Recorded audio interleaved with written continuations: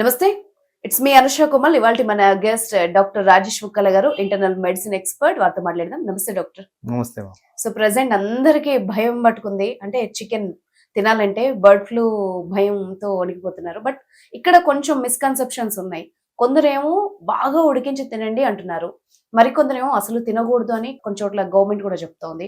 మనం ఎట్లా జాగ్రత్తలు తీసుకోవాలి దీన్ని? సో ఇక్కడ తినడం, తినకపోవడం అనేది ఫస్ట్ కాన్సెప్ట్ కాదు. ఉమ్, ప్రాబ్లం ఏంటంటే అది తినాలంటే అది ఎక్కడి నుంచి వస్తుంది? ఉమ్, సో అక్కడి నుంచి రావాలి అంటే మనిషి కాంటాక్ట్కి వెళ్తున్నారు.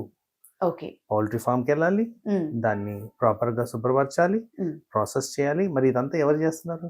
మెషిన్ చేయదు కదా, మనుషుల కాంటాక్ట్ వస్తుంది కదా. yes, మరి అప్పుడు ఆ మనుషులు ఎఫెక్ట్ అవుతున్నారు కదా. ఉమ్, తినడం పక్కన పెడితే ఓకే, దాన్ని ముట్టుకోవడం కూడా ప్రాబ్లమే కదా. ఉమ్, ఆ ప్రాసెసింగ్, ఎంట్రీ. సో జనరల్గా మనం కోవిడ్లో నేర్చుకున్నది ఏంటి? ఏదైనా ఇన్ఫెక్షన్ ఉంటే ఉమ్, ఐసోలేషన్ కావాలి. సో ఐసోలేషన్ చేయడం అంటే ఏంటి? వాటి దగ్గరికి వెళ్ళకపోవడం అని. ఉమ్, మరి వాటి దగ్గరికి వెళ్తేనే కదా మీకు చికెన్ వచ్చేది. ఉమ్, అక్కడే మీకు బాయిల్ చేయడం, బాయిల్ చేయకపోవడం క్వశ్చనే కాదండి. ఓకే, ఎందుకు ఒక పర్సన్ ఎక్స్పోజ్ చేయాలి? ఉమ్, సో తర్వాత అదే కోవిడ్లో మనం నేర్చుకుంది ఏంటి? ఎవరికన్నా ఇన్ఫెక్షన్ వస్తే ఉమ్, వాళ్ళని ఐసోలేట్ చేసి సపరేట్గా ఉంచండి. ఉమ్, వాళ్ళ ద్వారా వేరే వాళ్ళకి స్ప్రెడ్ కాకుండా చూసుకోండి. yes, సో అలాంటప్పుడు నా రికమెండేషన్ ఎప్పుడు కూడా తినొద్దు అని చెప్తాను. ఉమ్, ఎందుకంటే పొరపాట్లు ఎక్కడైనా జరగవచ్చు. అవును, అందుకోసం ఆ రిస్క్ ఎందుకు తీసుకోవాలి? ఉమ్, ఈ వైరస్ల్లో ఈ మధ్యకాలంలో ఒక 4-5 వైరస్లు మనం yes, గమనిస్తున్నాం. నిపా వైరస్ అన్నాము, జికా వైరస్ అన్నాము, Mm. ఏదేదో వైరస్లు Yes. మాట్లాడాము. మరి ఈ వైరస్లు అన్నింటిలో నేర్చుకున్నది ఏంటి? How to save human race. Um, ఎలా అది ఇన్ఫెక్షన్ స్ప్రెడ్ కాకుండా చూసుకోవాలి, ఎలా 10 మందికి ఎఫెక్ట్ కాకుండా చూసుకోవాలంటే ఫస్ట్ నివారించాల్సింది ఏరియా పోకపోవడం అనేది ఫస్ట్. ఉమ్, సో ఆ నియంత్రణ ఎట్లయినా గవర్నమెంట్ ఆర్డర్స్ ప్రకారం చేస్తున్నాం. ఉమ్, చేస్తున్నప్పుడు మనం చికెన్ తినండి అని చెప్పి ఉమ్, దాని గురించి ఎక్స్పోజ్ చేయడం అనేది కరెక్ట్ పాయింట్ కాదు కదా. ఎస్. సార్, మనం ఇప్పుడు బర్డ్ ఫ్లూ ఎంత ప్రమాదకరమైందని మాట్లాడుకుందాం. ఎందుకంటే బయట దేశాల్లో దానికోసం కొన్ని కోట్ల జీవాలని కూడా చంపేశారు వాళ్ళు అని కొన్ని న్యూస్లు వింటున్నాము. అది మనుషులకు స్ప్రెడ్ అవుతుందా? ఎందుకంటే రీసెంట్ గా మనం న్యూస్ ఈ 2-3 రోజుల్లో ఏపీలో ఒక వ్యక్తి ఎఫెక్ట్ అయ్యాడు పౌల్ట్రీ ఫామ్ దగ్గర అని వింటున్నాం. సో మనుషులకి ఎంత ప్రమాదం, at the same time bird flu అనేది ఎంత డేంజరస్? సో వాస్తవానికి ఇంగ్లీష్లో ఒక సామెత ఉందండి, prevention is better than cure అని. ఎస్. సో ప్రివెంట్ చేసుకునే పద్ధతుల్లో ఫస్ట్ మనం చేసుకోవాల్సింది ఇది డిసీజ్ రాకుండా చేసుకోవడం నంబర్ 1. ఈ డిసీజ్ కూడా ఎవరికి వస్తుంది? ప్రతి ఒక్కరికి వచ్చేయట్లేదు.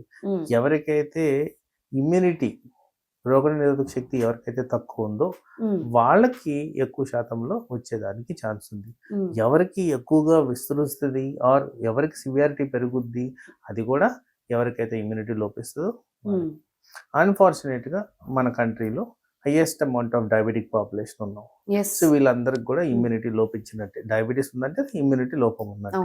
సో అలాంటప్పుడు అలాంటి డిసీజ్ని అరికట్టడానికి మనం ఫస్ట్ ఆ ఎక్స్పోజర్ అవాయిడ్ చేయాల్సిన అవసరం ఉంది. మరి సివియారిటీ రూపం అంటే ప్రతి ఒక్కరికి కోల్డ్ వస్తే వాళ్ళందరికీ హాస్పిటలైజేషన్ రావాల్సిన అవసరం లేదు. ఓన్లీ కొంతమందికే హాస్పిటల్ రావాల్సిన అవసరం ఉంది. వాళ్ళలో కొంతమందికే తీవ్రత అనేది ఎక్కువగా ఉంటుంది. అది body nature, body immunity, associated conditions, risk factors మీద ఉంటుంది. సో బర్డ్ ఫ్లూ అనగానే భయభ్రాంతులు అవ్వాల్సిన అవసరం లేదు. కానీ దానికి ఎర్రర్ ఆఫ్ అంటే మనం ఎలిమెంట్ ఆఫ్ సస్పిషన్ అనేది బాగా పెట్టుకోవాలి. తర్వాత ఎక్కడైనా డౌట్ వస్తే వెంటనే మెడికల్ అటెన్షన్ తీసుకోవాల్సిన అవసరం ఉంటుంది. వాళ్ళు చెప్పే సూచనలు, సలహాలు పాటిస్తే ఇది తీవ్ర రూపం దాల్చకుండా మనం ప్రివెంట్ చేసుకోవచ్చు. ఓకే. తీవ్ర రూపం అనగా కూడా మనకేంటంటే ఎక్కువ శాతం ఈ బర్డ్ ఫ్లూ అనేది రెస్పిరేటరీ సిస్టమ్ని ఎఫెక్ట్ చేస్తుంది, అంటే లంగ్స్ని ఎఫెక్ట్ చేస్తుంది. అందుకోసం లంగ్ని ఎప్పుడైతే ఎఫెక్ట్ చేస్తుందో సివియర్ రూపం దాల్చినప్పుడు ఈ వెంటిలేటర్ సహాయతం ఇట్లాంటివన్నీ అవసరం పడుతుంది. కాబట్టి అలాంటివి రాకుండా ప్రివెంట్ చేసుకోవడం ఇంపార్టెంట్. Okay sir. ఇప్పుడు మనం ఎగ్స్ కూడా చాలా మంది కన్జ్యూమ్ అంటే వెజిటేరియన్స్ లో కూడా ఎగ్స్ తినే వాళ్ళు ఉంటారు కదా. మరి బర్డ్ ఫ్లూ తగ్గే వరకు వాళ్ళు కూడా అవాయిడ్ చేయాల్స్తే బెటరా?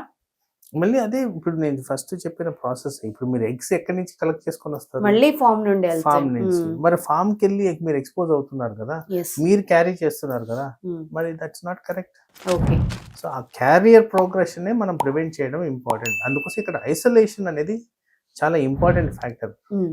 మోర్ దెన్ ఎనీథింగ్ ఆ ఏరియాకి వెళ్ళకపోవడం అనేది ఉమ్. ఇంపార్టెంట్. అలా చేసిన దానివల్ల మీకు డిసీజ్ స్ప్రెడ్ కాకుండా మనం కాపాడొచ్చు. ఎస్.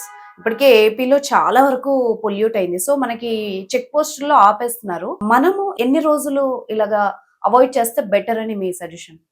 సో ఇది అవాయిడ్ చేయడం అంటే బర్డ్ ఫ్లూ అనేది ఈ రోజు కొత్త కాదండి. అవును. ఎప్పటి నుంచో ఉంది. సంవత్సరాల మ్మ్. తరబడి బర్డ్ ఫ్లూ కేసెస్ చూస్తూనే ఉన్నాం. అయితే ఇప్పుడు మళ్ళీ ఒక దగ్గర ఎక్కువ శాతంలో కనిపిస్తున్నాయి కాబట్టి ఉమ్. దీన్ని నివారించడం ఎలా అంటే కేస్ ప్రెజెంటేషన్స్ గురించి. అంటే ఇప్పుడు వెటనరీ ఎక్స్పర్ట్స్ ఎవరైతే ఉన్నారో వాళ్ళు మనకి యాక్చువల్లీ చెప్పాలి. ఉమ్. ఎంత అరికట్టగలిగాము, ఎంత స్ప్రెడ్ అయింది, ఎక్కడెక్కడ ఉన్నది, ఈ పాకెట్స్ ఎలా ఉన్నాయనే దాన్ని మ్మ్. బట్టే ఈ డెసిషన్ ఆఫ్ ఐసోలేషన్ కానీ, ఈ ప్రాక్టీసెస్ ఆఫ్ సస్పిషన్ కానీ ఇవన్నీ మనం అప్పుడు గమనించుకోవాల్సిన అవసరం ఉంది. ఉమ్. సో ఆ ఇన్ఫర్మేషన్ వస్తే కానీ ఇది ఎప్పటి వరకు కంటిన్యూ చేయాలనేది డిసైడ్ చేసే పరిస్థితి కాదు.